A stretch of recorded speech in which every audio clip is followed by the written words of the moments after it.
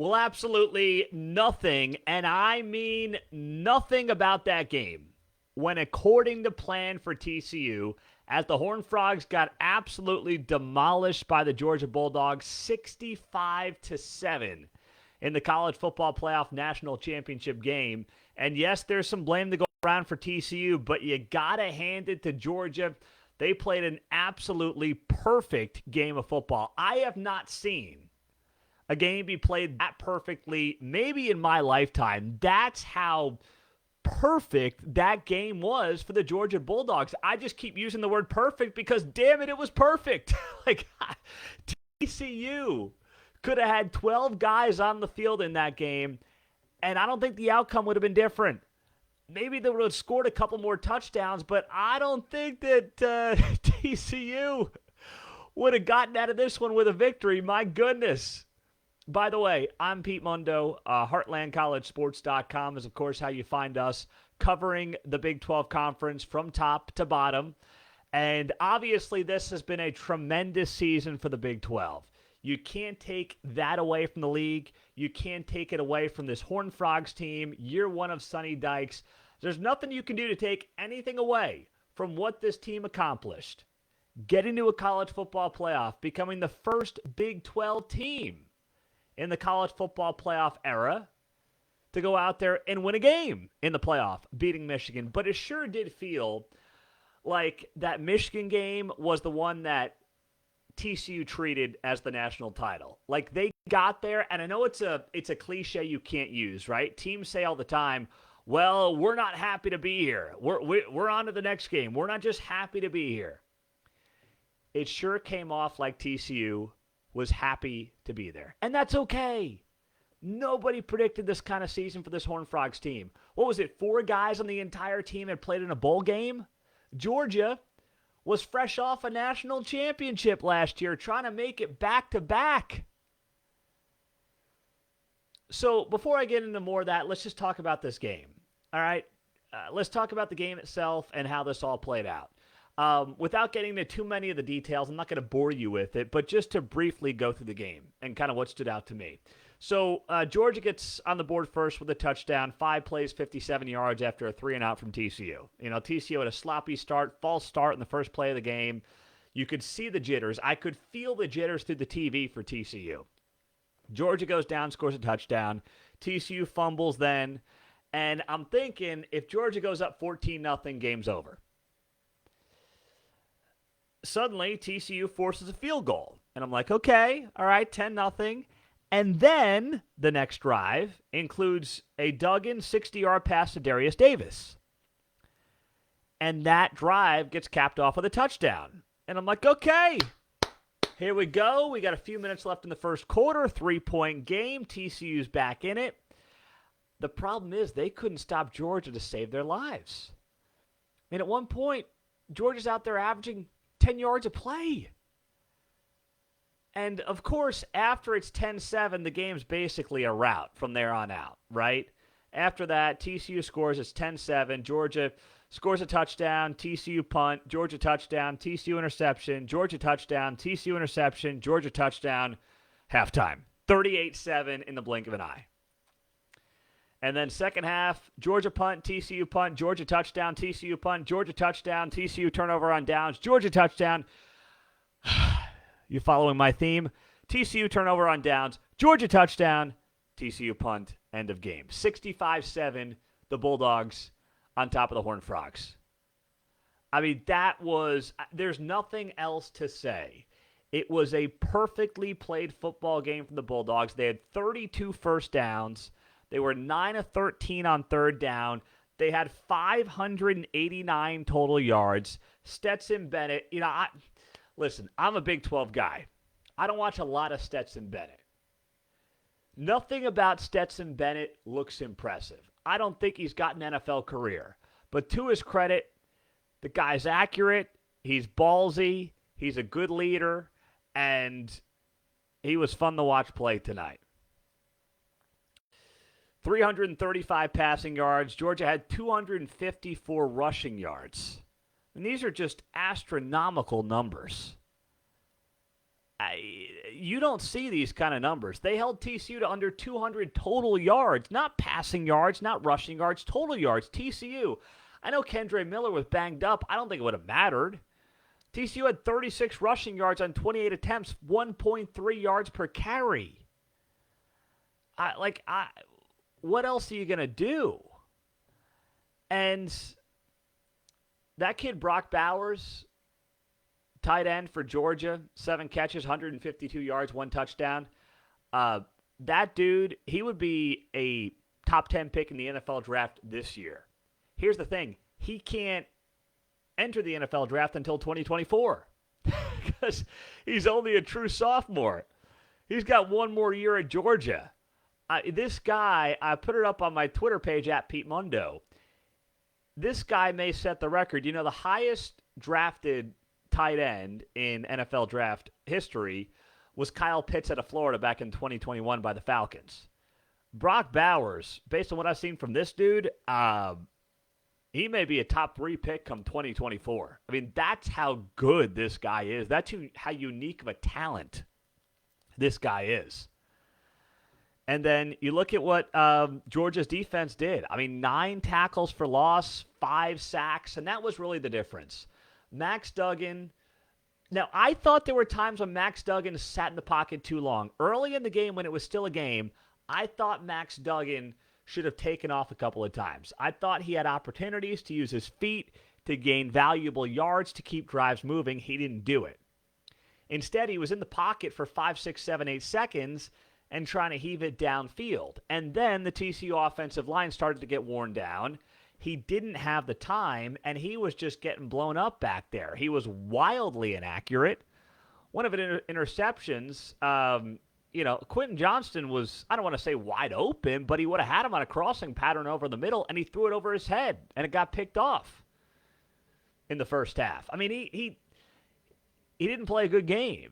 That was probably definitely Max Duggan's worst performance of the year. And you feel bad for him because the guy should obviously have a legacy that's set in stone at TCU based on what he's done over his career and especially and obviously what he's done this year as a Heisman runner-up and everything else, getting this team to a national championship game. But, man, he struggled in a big way. It wasn't only his fault, but it was certainly partially his fault. The offensive line worn down. And I really thought TCU was going to be able to hold and hang with Georgia in the trenches. Not beat them in the trenches, but hang with them in the trenches. And obviously, that didn't happen. That didn't even come close to happening in this game. So, listen, it was obviously not the performance any of us wanted. If you're a Big 12 fan, any of us expected. Nobody saw this coming. I mean, the line was 13.5, and it seemed like a lot more money was coming in on TCU the last I checked than on Georgia. I mean, 13.5 seemed like a nutty line, but Vegas knows, although I guess Vegas could have set the line at 57 and still gotten a cover. This is just ridiculous to me. But TCU looked overmatched, and I tweeted out early in the game as well from the Heartland College Sports account. I tweeted out, I said, it looks like Georgia's playing with an extra man on the field. That's what it looked like. And that's a terrible sign when you're TCU trying to win a national championship. Sonny Dykes said it at halftime. It looked like his guys were wide-eyed. The moment was too big for him, and I'm not going to knock him for that because it was an enormous moment. These Georgia players won this game last year. They've been in this game before. TCU had, 4 guys who had played in a bowl game before the Michigan game. I just put that into perspective. Now, let's talk about some of the other takeaways from this game. I will do that coming up with you, Pete Mundo, HeartlandCollegeSports.com, covering the Big 12 Conference. If you're on YouTube, subscribe. We would greatly appreciate you doing that. Also, of course, if you're on the Facebook page, share the video. That's a great way to help us out. And on the podcast, rate, review, subscribe, and we will get you a free Heartland College Sports koozie. I'm showing it right now on Facebook and YouTube. I'll send you these. All right, I got them here for you. I got a huge box of them. Send me a screenshot of your rating and review on iTunes to Pete Mundo, Mundo, at HeartlandCollegeSports.com. All right. I see a lot of comments coming in here that I'm going to get to as long as we've got time, and I've got time as long as you've got time. But first, let me tell you about what's happening this weekend. College football's over, NFL playoff pictures locked in, and my go-to place for wild card round action is DraftKings Sportsbook, an official sports betting partner of the NFL. And to kick off the road to Super Bowl 57, new customers bet just $5 and get $200 in free bets instantly. You heard that right. Plus, all new and existing customers get a no-sweat bet each day of the wild card round this weekend. Just place any NFL bet of your choice, and if it loses, you'll get a free bet up to $10. So I'm a Chiefs fan. I'm here in Kansas City. We've got the bye, but you know what? DraftKings is going to keep me engaged. So download the DraftKings Sportsbook app. Use our promo code HCS. That's HCS for Heartland College Sports. New customers can bet $5 on the NFL, get $200 in free bets instantly, only at DraftKings Sportsbooks with our code HCS. Minimum age and eligibility restrictions apply. See show notes for details. So this game, this win by Georgia, should really be about Georgia, not about TCU, not about the Big 12.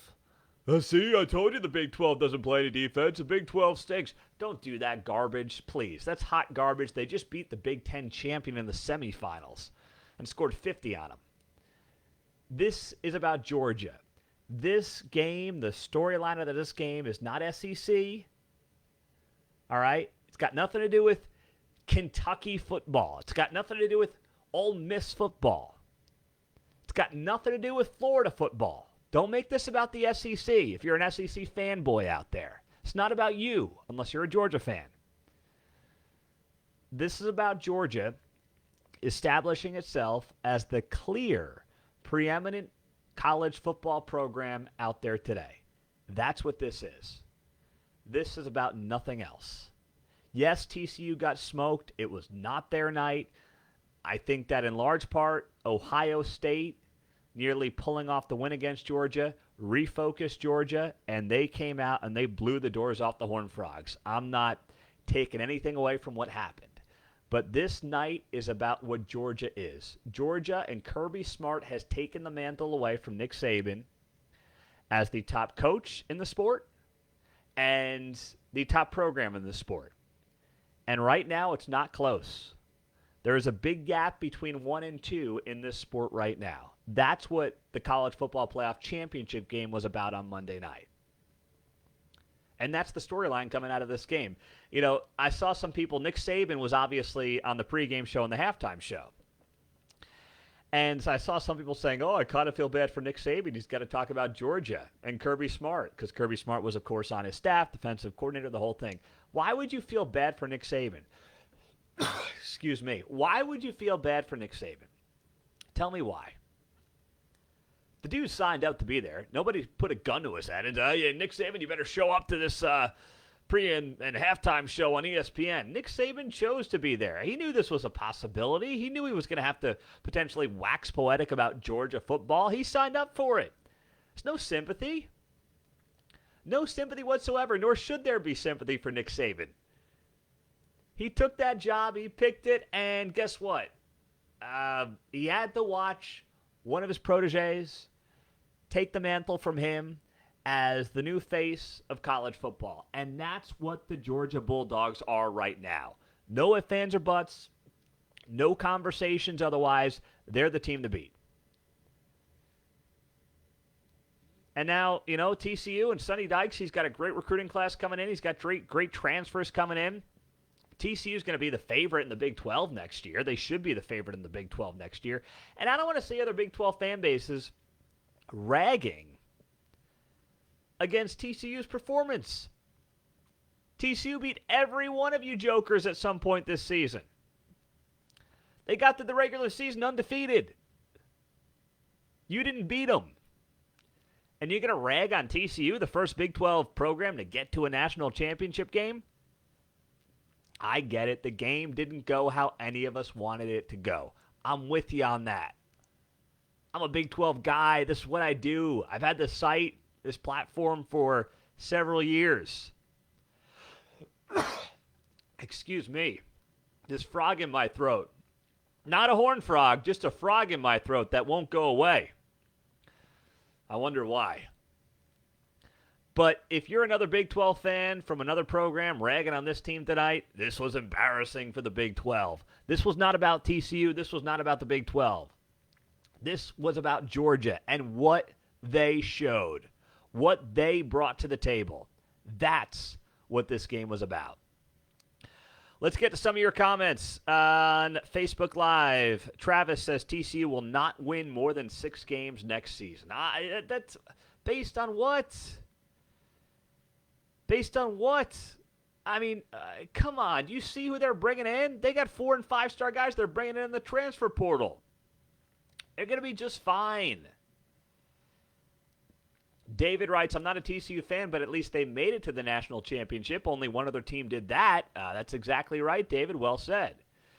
TCU was not prepared for this game, writes Kendall. Weaker teams have put up more of a fight against Georgia. The blame needs to go towards the coach. Yeah, and I'm sure Sonny Dykes will take some blame after the game. You lose 65-7.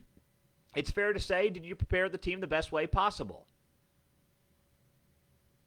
That is fair, and I guarantee you Sonny Dykes is the kind of guy who will go out there and will figure out what went wrong, and if he ever gets this chance again, and he's building the kind of program that will give him the opportunity to be here again, especially in an expanded 12-team playoff.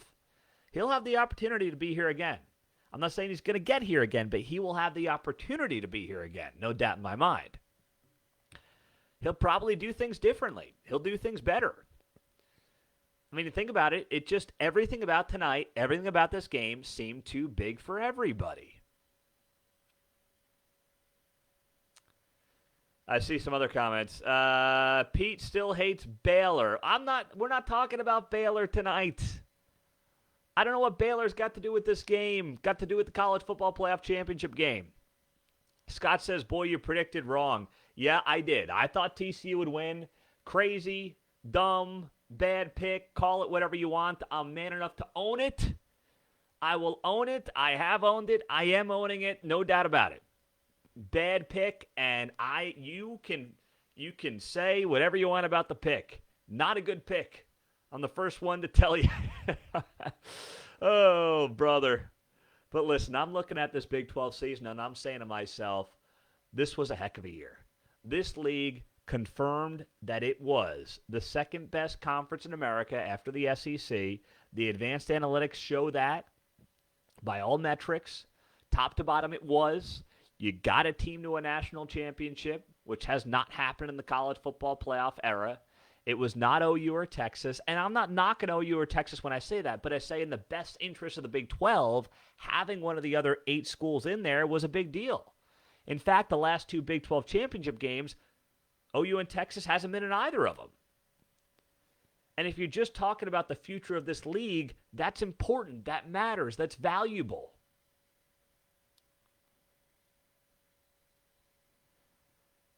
So there's a lot of positives, a lot of good to take out of what we all saw this season. I don't want a great season to be dampened by a really rough night. But once again, this night was all about Georgia. This night was all about Kirby Smart and the monster that is Bulldogs football right now. Congratulations to the Georgia Bulldogs. No doubt about it.